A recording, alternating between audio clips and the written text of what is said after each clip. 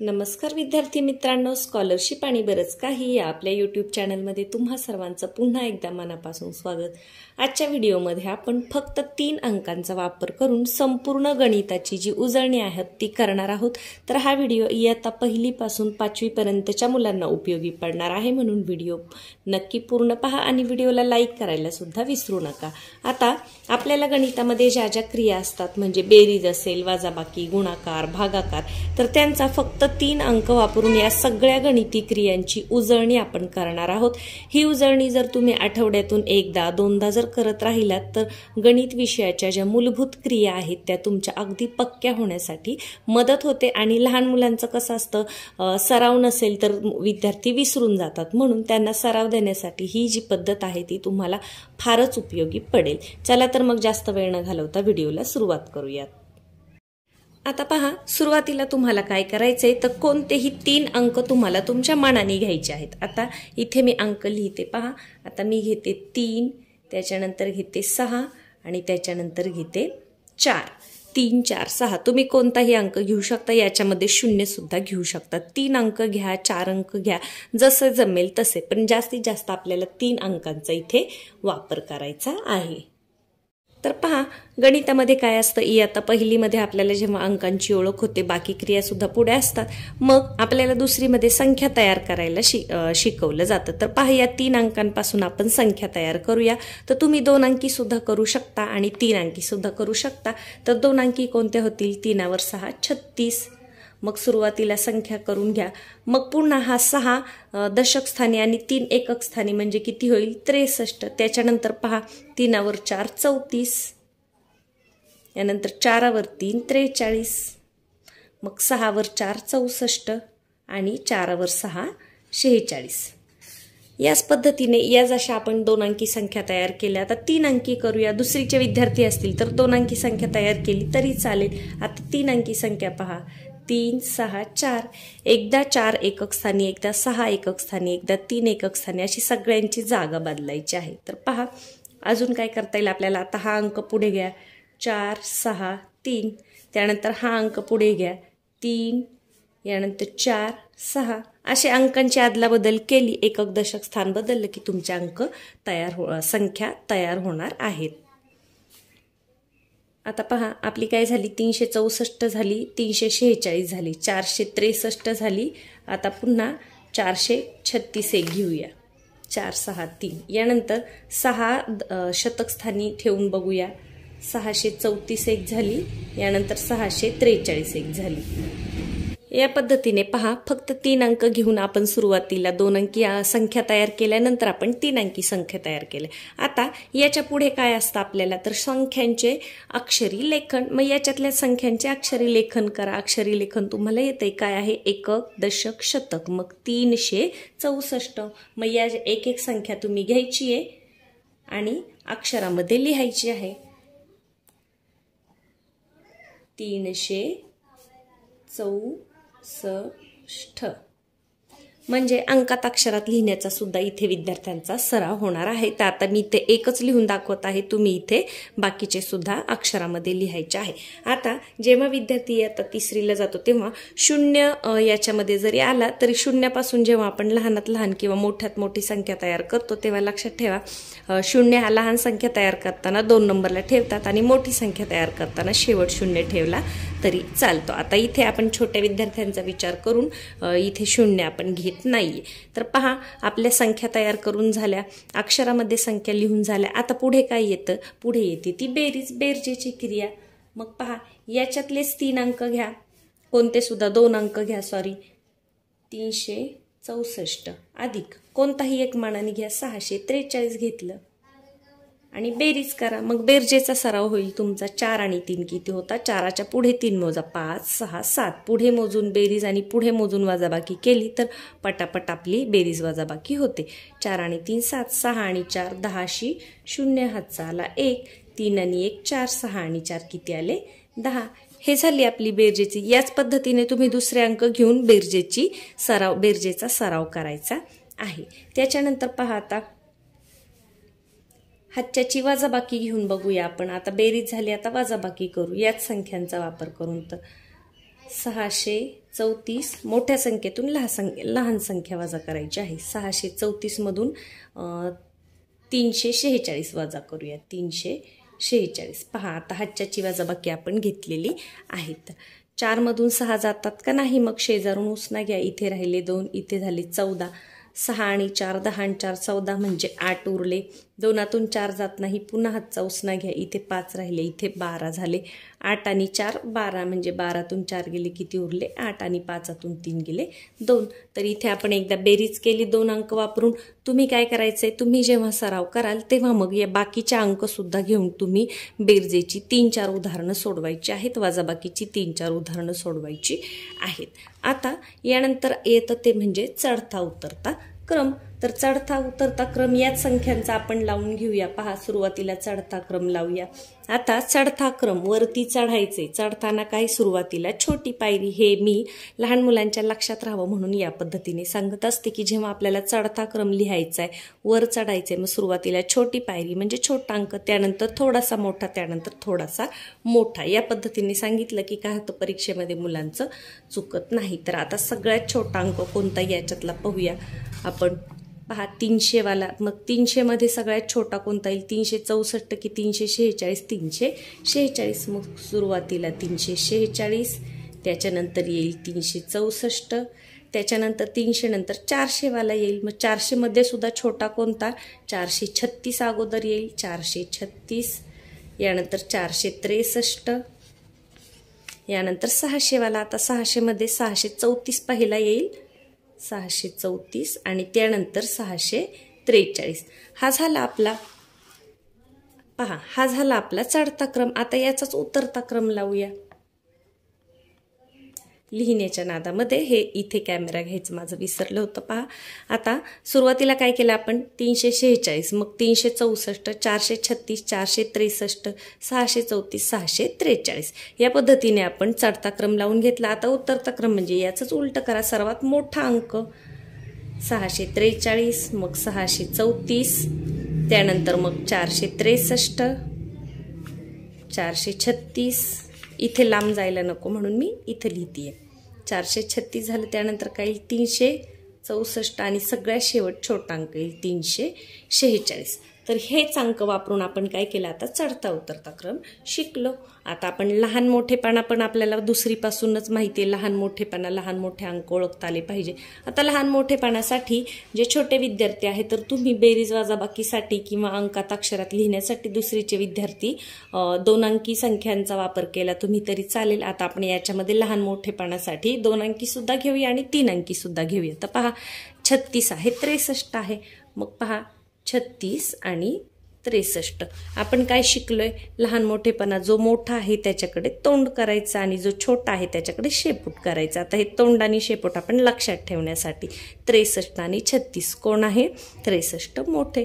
यानंतर 3 अंकीमध्ये पाहूया। पहा 3 अंकी जसं 634 आणि 436। आता याच्यामध्ये कोण मोठा आहे पहा, तर इथे पूर्ण संख्या वाचत बसायची गरज नाही, शतक स्थानच्या अंकावरून आपण ठरवू शकतो। 6 आणि 4 मध्ये मोठे कोण आहे, 6, 600 वाला अंक मोठा आहे। तर पहा तेच अंक वापरून आपण सुरुवातीला बेरीज केली, नंतर वजाबाकी केली, मग चढता क्रम लावला, उतरता क्रम लावला, संख्या अक्षरामध्ये सुद्धा लिहिल्या, आणि आता आपण काय केलं, त्याच संख्यांमध्ये लहान मोठेपणा केला। आता पुढची क्रिया येते आपली, ती म्हणजे कोणती येते, गुणाकार। तर आता पहा गुणाकार इयत्ता पहिलीच्या मुलांना तर नाहीये, पहिलीच्या मुलांनी या पद्धतीने वेगवेगळ्या संख्या तयार करून त्यांचा चढता उतरता क्रम सुद्धा लावू शकता, बेरीज करू शकता, वजाबाकी करू शकता आणि अक्षरामध्ये लिहू शकता। मोठ्या मुलांसाठी पहा आता गुणाकार, मग काय, समजा याच्यातली एक अंक घ्या, 34 घेऊया आपण, 34, मग वरती जर आपल्या 2 अंकी आहेत तर आपण काय करू, इथे एकाच संख्येने गुणूया, कोणताही अंक मनाने घ्या। पहा गुणाकार 4 पंचे 20, 20 0, हातचे आले 2, 5 त्रिक 15, 16 आणि 17 किती आलं 170। आता 3 अंकी घेऊन पाहूया, 643 गुणिले, मग 2 अंकीने जर तुम्हाला गुणता येत असेल तर तुम्ही वरती जे तयार केलेले 2 अंक आहेत त्याच्यातले कोणतेही घ्या, किंवा मग एखादं याला कोणतंही तुमच्या मनाने एक अंकी संख्या घ्या आणि गुणाकार करा। आता मी इथे 3 घेऊन दाखवते उदाहरणासाठी। पहा 3 त्रिक 9, इथे किती येईल 9, 3 चौक 12 2, हातचा आला 1, साहित्रिक 18, 18 आणि 1 19 किंवा 3 सक 18, 18 आणि 1 19. तर पहा या पद्धतीने आपण गुणाकार केलाय. आता आपण काय करूया, भागाकाराची क्रिया करूया. हेच 3 अंक. आता मी इथे एक एकच उदाहरण घेतलं आहे किंवा एक एकच संख्या घेतली आहे, पण तुम्ही जेव्हा सराव कराल तेव्हा तुम्ही प्रत्येक संख्या घ्यायची आहे आणि प्रत्येक संख्येला कोणत्याही अंकाने गुणायचं आहे. पुढे काय आहे, गुणाकार नंतर आपल्याला करायचा आहे भागाकार. तर भागाकार करण्यासाठी याच्यातले सुरुवातीला मी तुम्हाला 2 अंकीचा भागाकार दाखवते, जसं 64. आता याला छोट्या मुलांसाठी तुम्ही भाग देण्यासाठी कोणताही एखादा छोटा अंक घ्या. समजा मी इथे 2 घेतलाय, तुम्ही तुमच्या मनाने कोणताही घेऊ शकता. पहा आता 2ने भाग द्यायचे, मग 2चा पाढा 6 येईपर्यंत म्हणायचं आहे. 2 के 2, 2 दुणे 4, 2 त्रिक 6, त्रिक 6, त्रिक वरती लिहायचं आहे, त्रिक म्हणजे 3, 2 त्रिक 6, मग 6तून 6 गेले 0, इथे असतो वजा बाकी, वरून घेतला 4, 2चा पाढा 4 पर्यंत म्हणा. 2 के 2, 2 दुणे 4, मग दुणेचा 2 वरती लिहा, 4तून 4 गेले 0, झाला आपला भागाकार. याच पद्धतीने प्रत्येक अंक घ्यायचा आहे आणि कोणत्या ना कोणत्या अंकाने तुम्हाला त्याला भाग द्यायचा आहे. आता मी इथे 3 अंकी एक संख्या घेते, 436. 436ला भाग देऊया. पहा 3 घेते मी. आता 3चा पाढा 4 पर्यंत म्हणा. 3च्या पाढ्यामध्ये 4 नाहीयेत, मग काय करायचं, 4 पेक्षा लहान अंकापर्यंत आपल्याला थांबायचं. 3 एके 3, 3 दुणे 6 येते, मग 6 घ्यायचं का नाही, तर 3 एक्के 3, एक्केचा 1 वर लिहा, 3 इथे लिहा. यांच्यामध्ये कोणती क्रिया असते, वजाबाकी. 4 मधून 3 गेले, उरला 1, वरून घेतला 3. आता लहान मुलांनी व्यवस्थित यावं म्हणून या पद्धतीने बाण करायचा आहे, म्हणजे चुकत नाही आपलं. वरून घेतला 3, 3चा पाढा 13 येईपर्यंत म्हणा. 3 चोक 12, 3 पाची 15, 15 घेता येईल का आपल्याला, नाही येणार, मग 3 चोक 12, मग 12 घ्या.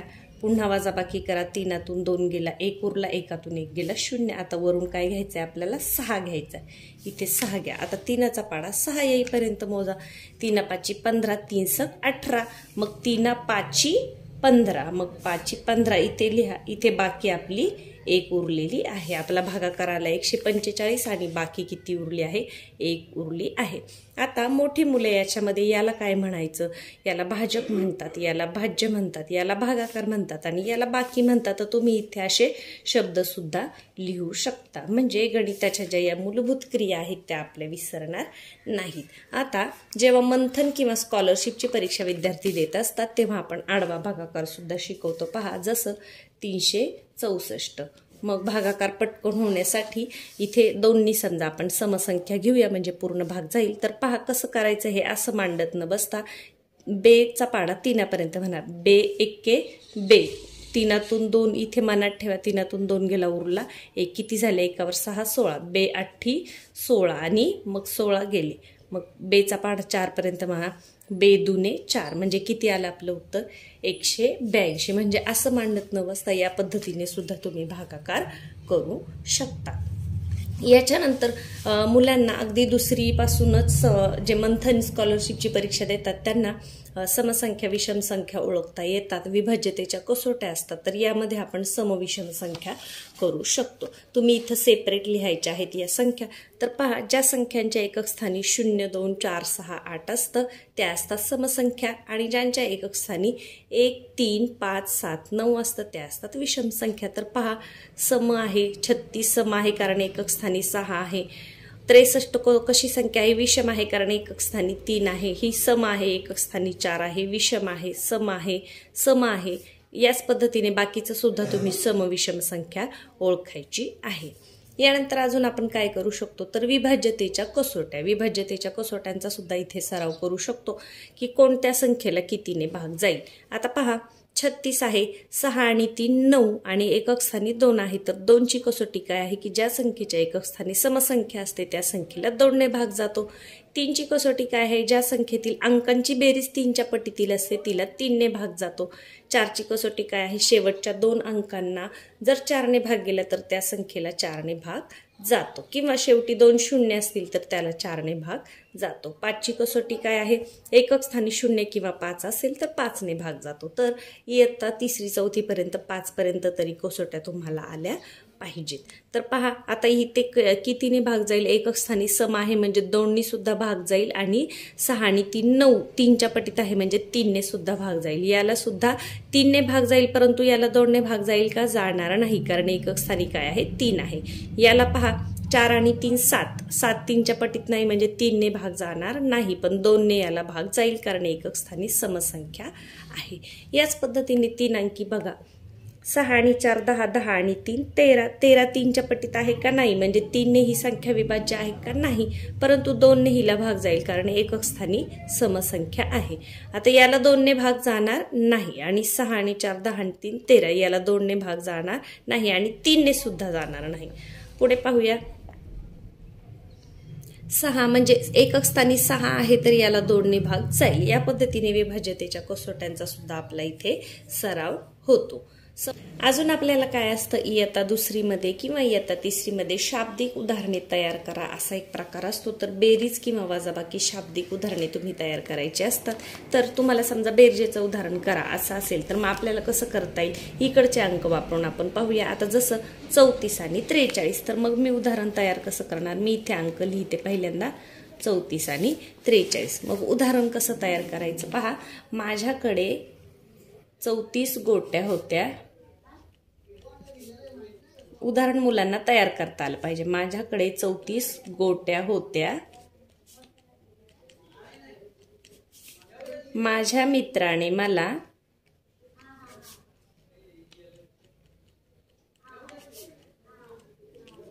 आणखी 43 गोट्या दिल्या. तुम्हाला परीक्षेत असं उदाहरण तयार करायला सांगतात तर ते सुद्धा आपल्याला आलं पाहिजे. माझ्या मित्राने मला आणखी 43 गोट्या दिल्या. तर आता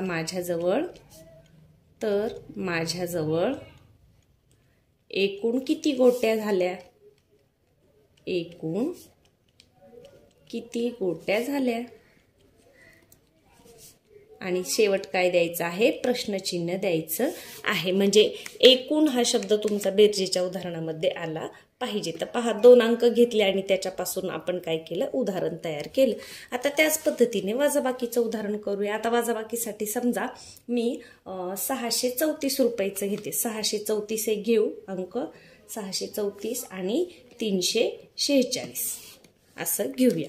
तर पहा मग याच्यामधून मला काय करता येईल, 634 आणि 343 वजाबाकीचं उदाहरण तयार करायचे. तर माझ्याकडे 634 रुपये होते, त्यापैकी 346 रुपयाचं काय आणलं लिहूया, काहीतरी आणलं असं लिहायचं. आता 346 रुपये आहे म्हणजे मोठी वस्तू आपल्याला लिहावी लागेल. तर त्यापैकी 346 रुपयाचा मी शर्ट घेतला.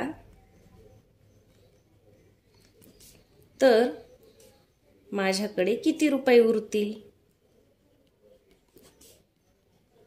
किती रुपये उरतील, किती शिल्लक राहतील, किती उरतील, कितीने कमी कितीने जास्त असं जेव्हा असतं तेव्हा तिथे काय होतं, वजाबाकीचं उदाहरण तयार होतं. आता हे दुकानाचं घेतलं, तसंच जर आपण असं लिहिलं समजा 463 आणि 436 हे जर 2 अंक घेतले तर मी काय लिहू शकते की माझ्याकडे 463 बिया आहेत आणि माझ्या मैत्रिणीकडे 436 बिया आहेत. तर माझ्या मैत्रिणीकडे किती बिया कमी आहेत, तर कितीने कमी कितीने जास्त याच्यासाठी तुमचं काय येणार आहे, वजाबाकीची क्रिया येणार आहे. तर पहा आपण सुरुवातीला काय केलं, 3 अंक घेतले, यापासून 2 अंकी संख्या तयार केल्या. मग 3 अंकी संख्या तयार केल्या, यानंतर काय केलं आपण, त्या संख्या आपल्याला अक्षरामध्ये लिहायच्यात. आता इथे उदाहरण म्हणून मी एकच संख्या लिहिली आहे, तुम्ही प्रत्येक संख्या अक्षरामध्ये लिहायची आहे. यानंतर आपण 2 संख्या वापरून बेरीज केली आहे. 2 2 2 2 संख्या घ्या, त्यांची बेरीज करा, हातच्याची बेरीज करा, साधी बेरीज करा. बेरजेनंतर वजाबाकी सुद्धा करा सगळ्या संख्यांची. त्यानंतर सगळ्या संख्यांचा चढता क्रम लावा, उतरता क्रम लावा. लहान मोठेपणा संख्यांचा लहान मोठेपणा ठरवा. त्याच्यानंतर आपण गुणाकाराचा सराव केला. कोणताही अंक घ्या, जर 3 अंकीने तुम्हाला 2 अंकीने गुणता येत नसेल तर कोणताही तुमच्या मनाने 1 अंक घ्या आणि त्याने गुणा, म्हणजे गुणाकाराची सुद्धा प्रॅक्टिस होईल। पण यासाठी इथे मी 2 उदाहरणं दिली। तुम्ही मात्र काय करायचे, प्रत्येक अंक घ्यायचा, प्रत्येक संख्या घ्यायची आहे आणि तिला कोणत्या तरी संख्येने गुणायचं आहे। गुणाकार नंतर आपण कोणती क्रिया पाहिली, भागाकार केला। याच्यातलेच आपण 2 अंकी एक संख्या घेतली आणि तिला 2 ने भाग दिला। यानंतर 3 अंकी संख्या घेतली, तिला सुद्धा 1 अंकीने भाग दिला। तुम्हाला जर 12चे 11चे पाढे येत असतील, 21चे पाढे येत असतील तर तुम्ही 2 अंकीने सुद्धा भागू शकता। शून्याचा भागाकाराचा सुद्धा तुमचं इथे सराव होणार आहे। त्यानंतर आपण स्पर्धा परीक्षा म्हणजे मंथन वगैरे देणाऱ्या मुलांसाठी काय पाहिलं की आडवा भागाकार आपण शिकलो। आडवा भागाकार अगदी सोपा, एकाच स्टेपमध्ये निघून जातो। या भागाकार जर तुम्हाला हा भागाकार शिकायचा असेल तर याच्यासाठी आपल्या चॅनलवर एक सेपरेट व्हिडिओ बनवलेला आहे। त्याच्यानंतर आपण काय घेतलं की पहा, उदाहरण आपल्याला तयार करता आलं पाहिजे। मग मी सुरुवातीला 2 अंक घेतले आणि बेरजेचं उदाहरण तयार केलं।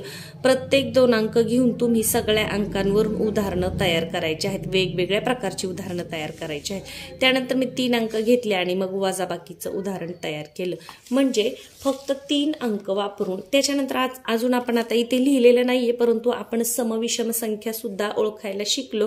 त्याच्यानंतर विभाज्यतेच्या कसोट्यांवर सुद्धा आपण एक नजर टाकलेली आहे। म्हणजे गणितातील फक्त 3 अंक वापरून ज्या मूलभूत गणिताच्या ज्या क्रिया आहेत त्या आपण अगदी चांगला सराव या पद्धतीने करू शकतो। इथे एक उदाहरण सोडवण्याऐवजी तुम्ही जेव्हा स्वतः सोडवायला घ्याल तेव्हा जास्त प्रत्येक संख्येवरून तुम्ही उदाहरण तयार करा, प्रत्येक संख्या लिहून काढा आणि या पद्धतीने जर तुम्ही मधून सराव केला तर गणिताच्या ज्या या मूलभूत क्रिया आहेत या तुमच्या कधीही विसरणार नाहीत आणि तुम्हाला प्रॅक्टिस होत राहते, सराव होत राहतो आणि गणित हा विषय तुमच्या अगदी आवडीचा बनून जातो। मग परीक्षा आल्यानंतर तुम्हाला गणिताचा वेगळा असा अभ्यास करण्याची अजिबातही गरज पडणार नाही। तर चला आता काय करते, मी इथे तुम्हाला काही अंक देते, त्याच्यावरून तुम्ही काय करा, या पद्धतीने लिहून काढा किंवा या पद्धतीने गणित सोडवा। तर पहा आता 5, 1, 4, यानंतर 7, 8 आणि 6 घेऊया। या पद्धतीने कोणतेही 3-3 अंक घ्या, 4-4 अंक घ्या, संख्या तयार करा आणि वेगवेगळ्या क्रिया या पद्धतीने तुम्ही गणितातल्या करा। व्हिडिओ आवडला असेल तर व्हिडिओला लाईक करायला कुणीही विसरू नका। चॅनलवर नवीन असाल तर सबस्क्राईब करा। पालक म्हणून जर तुम्ही हा व्हिडिओ पाहत असाल तर नक्कीच आठवड्यातून 1-2 वेळा तुम्ही मुलांना या पद्धतीने, किंवा आता उन्हाळ्याच्या सुट्ट्या लागल्यानंतर सुद्धा मुलं काय होतात, मूलभूत क्रिया विसरतात, तर त्याच्यासाठी तुम्ही मुलांना या पद्धतीने अंक देऊ शकता आणि या सगळ्या ज्या गणिताच्या मूलभूत क्रिया आहेत त्यांचा सराव तुम्ही तुमच्या मुलांना देऊ शकता, म्हणजे मुलं अजिबातही विसरणार नाहीत। चला तर मग पुढच्या व्हिडिओमध्ये आपण दुसरा एखादा चांगला असाच मजेशीर भाग पाहूयात।